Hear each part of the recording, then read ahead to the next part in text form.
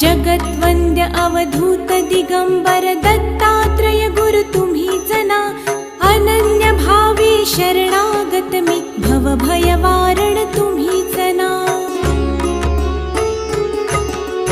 कार्तवीर्य यदु परशुराम हि प्रबोधिले गुरु तुम्हीच ना।